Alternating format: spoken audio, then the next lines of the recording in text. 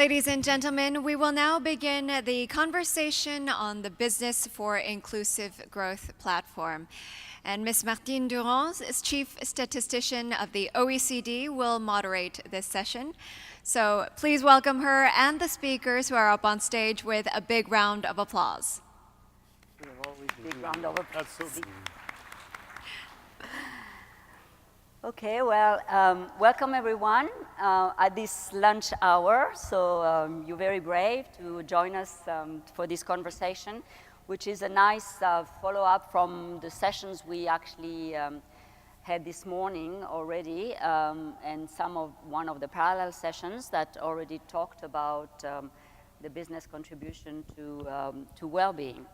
So this is a conversation we're going to have on an initiative that the OECD has recently launched, actually 2 weeks ago at the Paris Peace Forum, together with Danone, actually.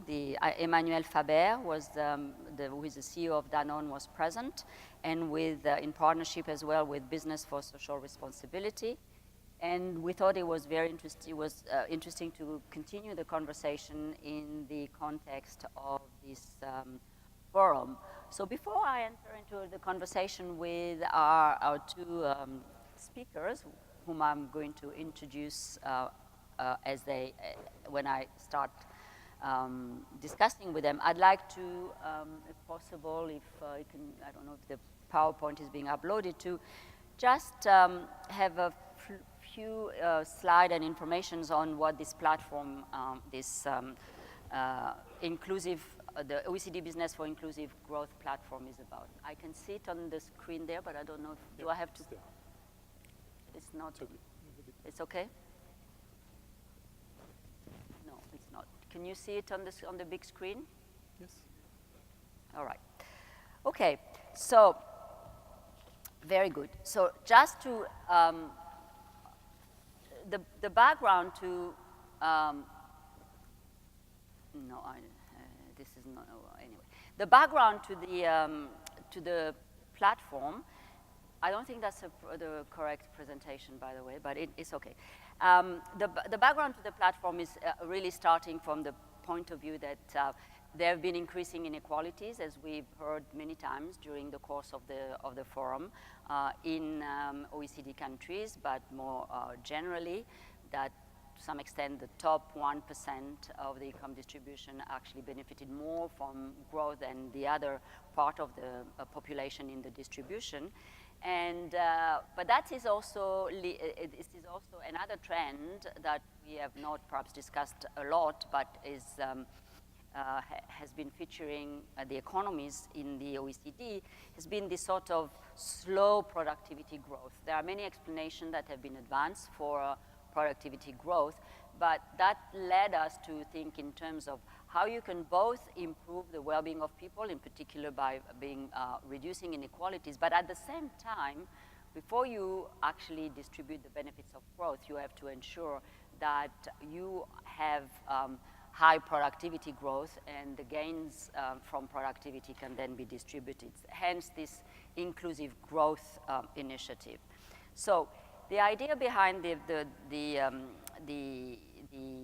platform is really to look at how, through this platform and the framework that we have been developing, we can invest in people in places that have been left behind, so reducing inequalities. But also, as I said, because we want to have the productivity growth at the same time, how can we support business dynamism?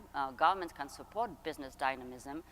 Russell, you mentioned in the panel this morning that there were good regulations, but there were also ways that we have to ensure that innovation is not affected by this regulation. So we need to make sure that we encourage business dynamism while at the same time fostering inclusive labor markets and have efficient and responsive government. So that's in a nutshell what the framework for inclusive growth at the OECD is, which will lead to sustaining and sharing the gains of growth. So how does the platform for the Business for Inclusive Growth platform can operate? Well, essentially is to build, to help shape the international policy agenda on inclusive growth, identify and promote best practices on inclusion, help shape corporate behavior, and contribute to a global dialogue on sustainable development. And for that, there are 4 main areas of work that we are anticipating. First of all, as always, we want to develop indicators and metrics on the business and investment impacts on inclusive growth and well-being. So that's the first leg. The second is to have an online portal where businesses can share practices on inclusiveness and access some of the tools that the OECD has been developing, such as Quality FDI, RBC, Responsible Business Conduct, and so on. Third, we would like to undertake research as well as part of the platform on models of corporate governance, on business practices and public policies that enhance inclusive growth, and in particular through this research as well, and that's a question that we'll come to in a moment, is to really make the business case. Is there really a business case for business to actually embark on this agenda? And then we will organize a series of roundtable workshops and policy dialogues between business and government leaders to promote this agenda. So how will the platform work? Well, essentially it will be a multi-stakeholder coalition of governments, business, civil society, who can make important progress on those major global challenges by creating a shared vision and goals, building a common framework and a set of metrics that will be co-created, and mobilizing leaders from business and governments and civil society to drive change. So here is in a nutshell what the Inclusive Growth Framework and the platform for inclusive growth for business would look like in our views. But now we have 2 speakers with us to help us get through some of these ideas and see how they feel about the platform, but also what it is that they are currently doing that is already contributing to inclusive growth and well-being. So starting to discuss this business case issue. So with us today, I'm very pleased, we have Pascal de Petrini, who is the chairman Asia for Danone. As I said, the platform was launched with Danone. Pascal has been in Danone for a long time. He moved a bit for a couple of years from Danone, but is now back in Danone and is managing the operation in the region. And with us as well, we have Russell Mills, who many of you have heard this morning, who is the Secretary General of the Business at OECD, previously known as BIAC. And you have a long experience of working in the business sector, so we're very pleased that you are now with the OECD, having taken this responsibility.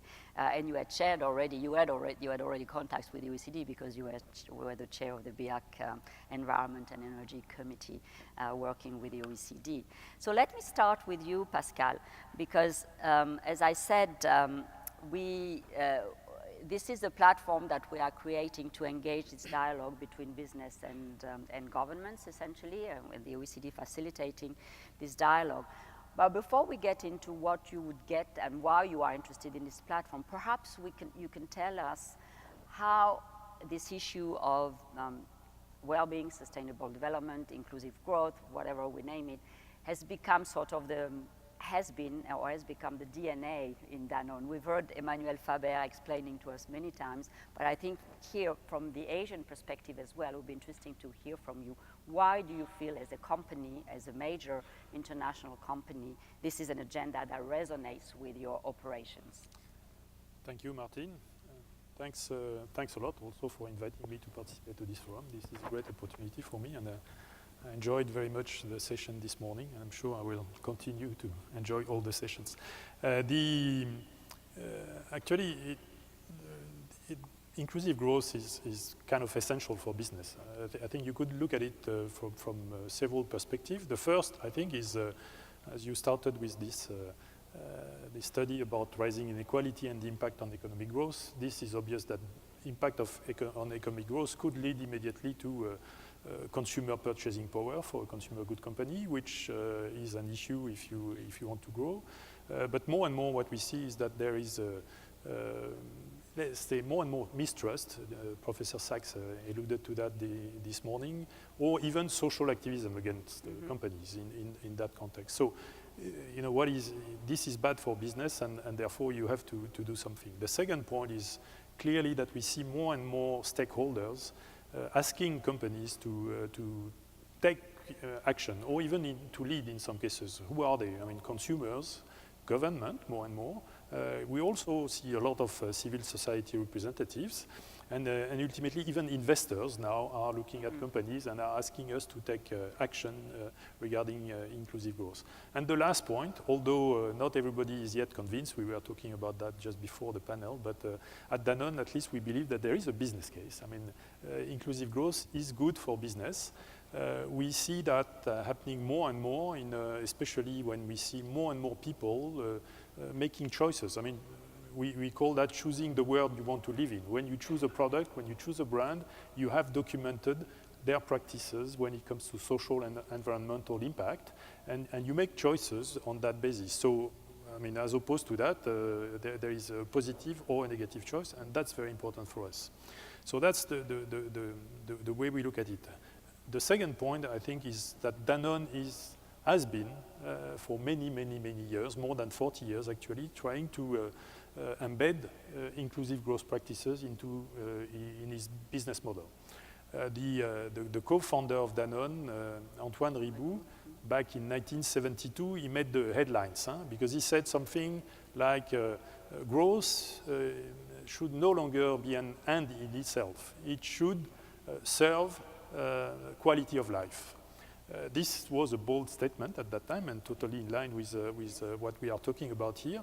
And therefore, that became the foundation for Danone of what we call our dual project, which is a commitment to, at the same time, business growth and social progress. So it's the end which is important, obviously.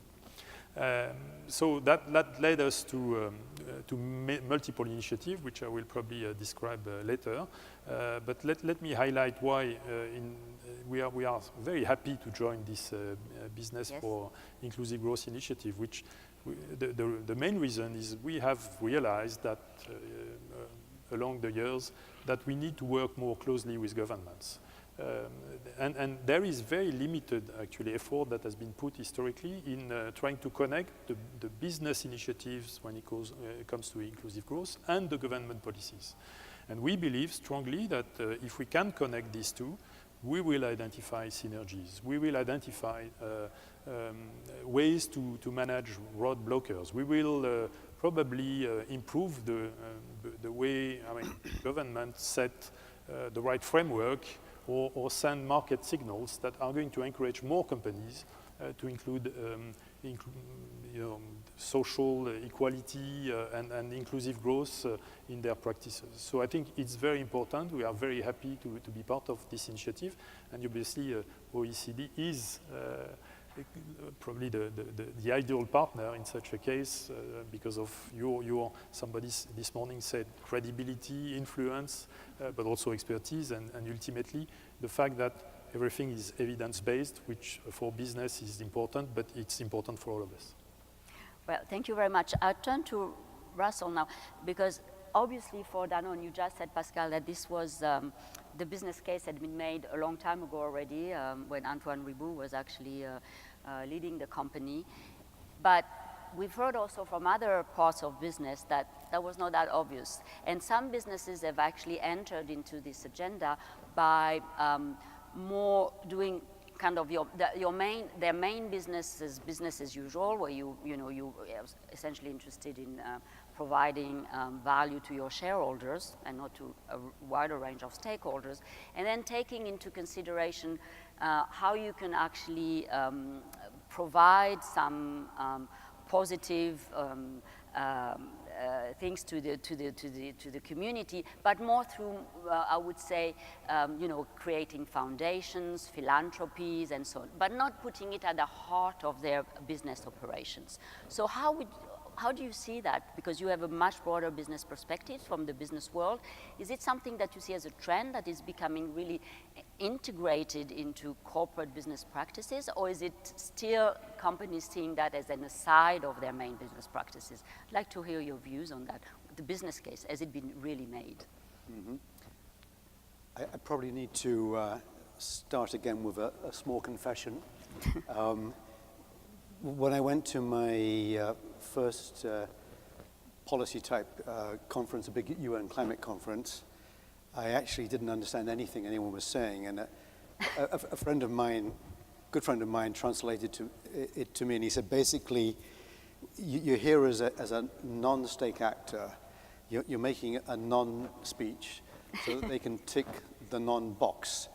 I thought, And surprisingly, even when I went to my first OECD conference, there were so many acronyms and they were speaking a different language. I hardly understood it. However, the big difference there was that they truly valued the business input, and a few years later, I was sort of hired into the OECD family, so to speak. So the first point I would try and make, and I will try and illustrate that with a couple of comments, is we need to start learning to speak the same language and think the same way, because if we want to cooperate better, that's a first step.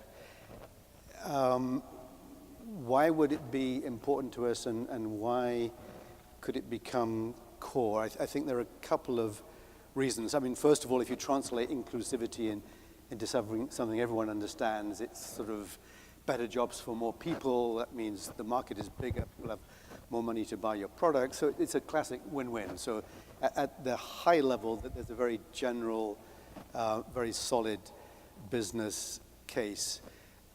I think at a slightly deeper level, business priorities are changing. There's much more societal impact. Clearly, companies like Danone that are closer to the consumer are going to be more advanced than some who are further back. But I noticed there was also a lady from Volvo here. Yes. So companies closer to the consumer are going to feel that first. But I think all companies are going to need to understand it fast. And there's a real important reason for that. And that is physical capital, dollar capital. I mean, certainly for the big companies, and that will translate in the supply chains, there's actually plenty of money around. That's not so difficult getting hold of money for at least big companies. The thing which is difficult is human capital. And if I look around this room, I see there's no robots inside the room. They're all outside. So that's good, and it's a sign, because if you're a large company, 10 years from now, 20 years from now, it'll be easy to go out and buy a robot. Even medium-sized companies will be able to do that. But the thing that will be really tricky is the human element, is making sure you can hold on to the skilled people that will differentiate companies. So I think the need to really understand the societal dimension is going to be more and more important. So getting into these kinds of dialogues, building people-centric organizations, which means you've really got to understand society, and business also has many people who are part of society. I think that's the future competitive advantage of more and more companies. So that would be my starting point. And how do you see this platform that we have just launched contributing to this sort of, bringing these reflections or sharing experiences? How do you see that contributing? I think there's a top-down element and there's a bottom-up element, and maybe it's best to look first at the bottom-up element. The level of immediate value is going to be very sector-specific. It's going to be very country and culture-specific. So it's one of those classic cases where one size doesn't fit all, but exchanging better practices and understanding why they worked is going to be hugely, hugely valuable. I think this is one of those areas where we can celebrate the diversity of thinking. In business today, the physical strength is much less of an issue. So if we're hiring people, we really don't worry too much about their bodies. We worry much more about their brains. Yes. And so understanding that diversity of thought is going to be valuable. And we will learn things from the east and south and north and in all directions. So it's that sharing of better practices and working out how we could adapt them to our particular company needs that will be hugely important. I think there are some issues on lifelong learning and other things which we can touch on later, but certainly the bottom-up. Yeah, but when you say the sharing practices, that will be, of course, between companies, but the platform there wants to bring governments into the. Do you see an advantage of having this dialogue also with governments at the same time? Yes, very, very much so, because governments have a very critical role on the demand side of the equation. Of course, they love to talk about the supply side. It's very easy to hit a company on the head and say, do better, and here's another regulation. But actually, governments have the biggest influence on all the people who vote for them. And if they can make better use of that capability to talk with the consumer and understand how the consumer needs to be involved in all these major challenges, like climate change, if we don't involve the consumers more, we will be in real trouble. So I think governments have a hugely important role in getting both sides of the equation to talk and work on common solutions. So let me turn to Pascal. Pascal, you said that for Danone it was almost in DNA, or at least since the 40 years yes, more. to consider these issues really as part of the business model. Can you give us some examples of what Danone has achieved? And since you are representing the Danone for Asia, it would be interesting to hear as well whether there are some peculiarities or some features that would be different here in the region, or actions that you've taken here that would be different from the French or the other parts of the world. Actually, let me start by the end. I mean, the answer is there is no real specificity with Asia. Okay. I mean, from at least our experience. And I will, although I will use some Asian examples, I mean, they could be more or less the same in the rest of the world. Danone has, as I mentioned earlier, started to work on these issues long time ago, and we also have developed during the last 10 years an initiative specifically focusing on inclusive growth in our local business models in order to solve or to try to solve some issues that arose after the global financial crisis, inequality on the rise, bad for business, and how do we help empowering the vulnerable partners in our supply chain to address this issue of inequality. We do that through what we call one of our social innovation funds, one which is called Danone Ecosystem Fund. It's an endowment fund of 100 million euros that has been created in 2009. And this is a fund that is again targeting specifically the most vulnerable partners in our supply chain. An example in Indonesia, we have waste pickers. These people collect garbage, packaging waste and everything around. And in most of the cases, or not to say 100% of the time, they work in very unstable, poor conditions, dangerous, informal. And this is basically they are part of our supply chain. So how can we help them? Through this fund, through the initiative of the local Danone subsidiary, and with other partners, because that's something that we need to take into account, to improve their life. We created an initiative called Pemulung, where we build a recycling center which helps to valorize the waste that they collect. So it's more organized, more systematic. It's run by them, it's run by their families. There is a component of women empowerment in the action. Their income level is increasing. We become an off-taker. We have a long-term contract with them. And we see all sorts of social indicators improving, including, for example, the possibility for them to send their kids to school, or health monitoring, for example. So this is an example of, and we have 75 other examples supported by the Danone Ecosystem Fund everywhere in the world, in more than 30 countries. So that would be the influence outside. Another quick example inside Danone.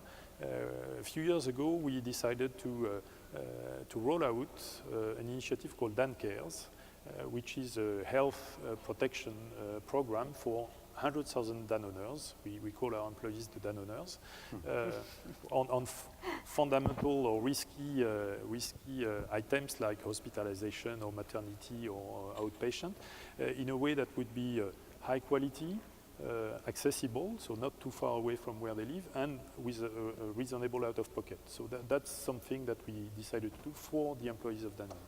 And I will finish on the last example, which I think is an interesting one. On gender equality, actually, Asia has been quite at the forefront of all the initiatives at Danone.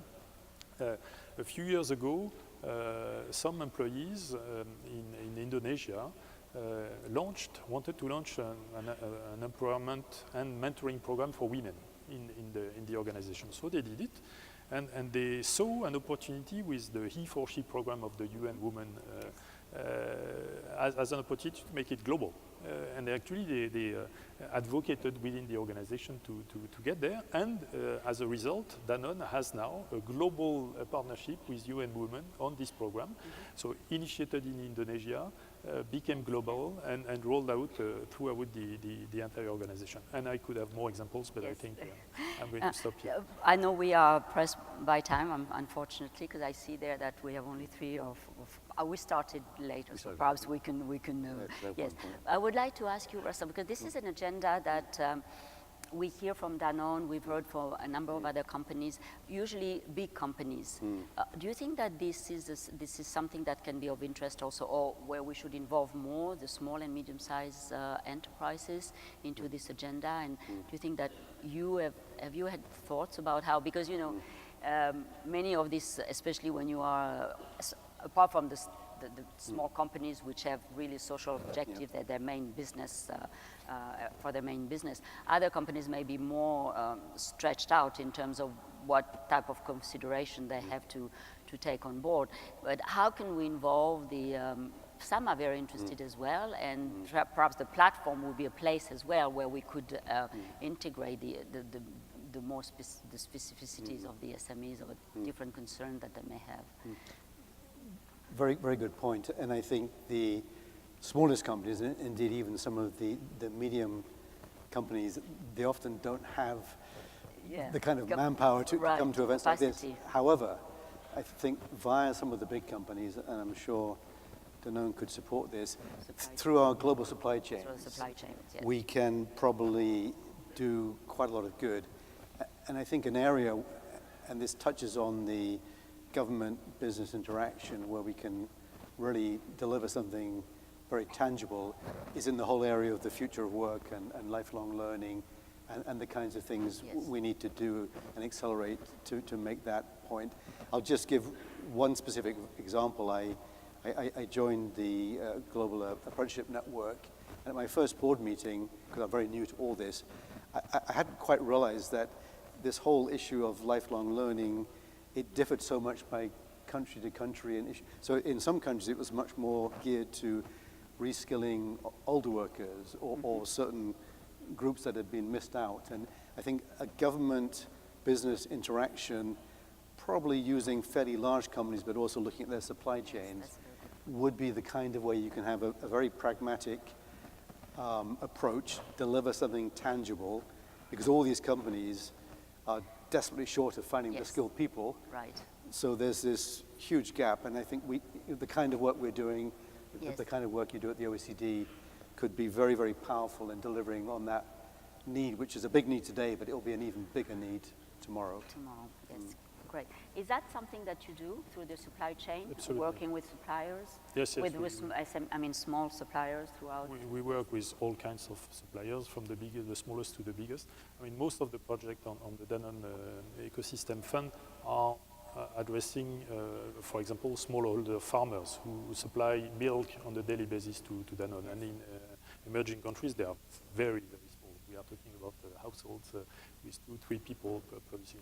So yes, we are working very actively, also with the biggest one, in all the countries, to together, improve the social and environmental impact of our practices, because I think we assume completely the responsibility that we have. Illustrating that, Danone has made a commitment to become a zero net carbon company by 2050 on the full scope. And that means that 50% of our emissions are linked to these farmers that I'm talking about. So we assume the responsibility with them, and we work with them in order to improve their practices, which has a very significant social component when you know the situation of smallholder farmers, for example. So I'm afraid that I see that the two speakers for the other conversation have already arrived. So it's been a very short presentation, but I think obviously we have two very good participants in the platform in the name of Danone, which can really inspire many companies, and also you, Russell, because you are part of our advisory committee, and I think your strategic inputs has already been very well recognized, and we count on you to continue contributing to the platform with us. So we thank you already for what you have contributed. And I think this is the beginning of a conversation. The platform has just been set up, as I said, like 2 weeks ago. Tomorrow, tomorrow morning, there is going to be a morning seminar, actually, that will provide more information on the platform. We'll give an opportunity during 1 hour to discuss in more details what we aim to achieve with this platform. But as you can see, I think the past fora have really concentrated and have heard a lot about government initiatives and the role of civil society in promoting well-being. But there was a big missing actor in the picture, and that was business. And I think with this forum, we have started to fill in this gap. At the OECD, we will continue to work with companies, to work with, of course, our partner business at the OECD, to actually advance this agenda, and so that we have all the main actors present in the debate, so that we can advance this agenda going forward. So thank you very much for participating in this short conversation. I'm sorry, but again, tomorrow there will be another opportunity to discuss the platform in more detail. So thank you very much.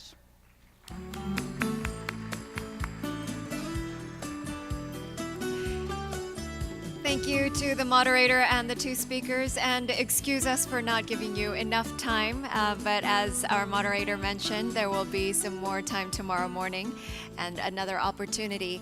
That was the end of the first conversation, ladies and gentlemen, and I thank the moderator and the speakers for the fruitful session. The second conversation will begin shortly, and the second conversation will be moderated by Mr. David Pilling, author and Africa editor of the Financial Times, and it will be between Professor Joseph E. Stiglitz of Columbia University and Ms. Malin Ripa, the Senior Vice President of the Volvo Group. And we will set the stage and, of course, welcome them up as well.